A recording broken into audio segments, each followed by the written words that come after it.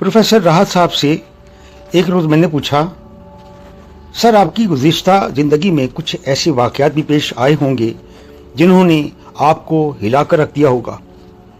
मेरे सवाल पर वो मुस्कुरा दिए। मियाँ, मुश्किलात तो हर आदमी की ज़िंदगी में पेश आती हैं और ये भी याद रखने वाली बात है कि ज़िंदगी में आखिर तक आदमी के लिए चैलेंज बनी रहती हैं। मैं तुम्हें एक दिलचस्प बात बताऊं कि जो कि हर आदमी को नोट करनी चाहिए।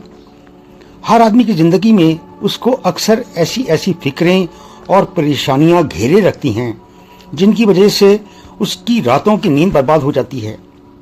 मगर देखा गया है कि उसके अक्सर खदशे कि कहीं ये ना हो जाए और कहीं वो ना हो जाए आने वाली ज़िंदगी में कभी पेश ही नहीं आती।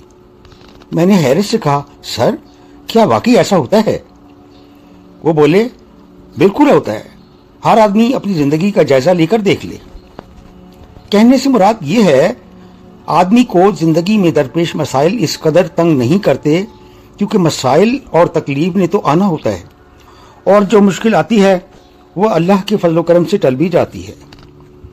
आदमी के लिए असल मसला वो खदशात और वसवसे होते हैं जो आदमी के जहन में आते हैं मगर दर हकीकत आने वाली ज़िंदगी में कभी पेश ही नहीं आते, मगर आदमी को सारी ज़िंदगी परेशान रखते हैं।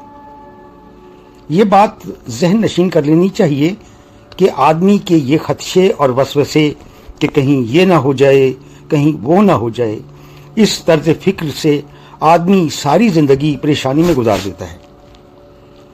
ये बात भी याद रखने वाली है कि ज़िंदगी में पेश आने वाले मसाइल और तकलीफ़ें तलाश नहीं करनी पड़ती, वो खुद ही सामने आ खड़ी होती हैं और जब आती हैं तो अल्लाह पाक की ज़ात आदमी को उसके लिए तैयार भी कर देती है और बेशक वो पाक ज़ात हर तकलीफ़ को दूर करने वाली है।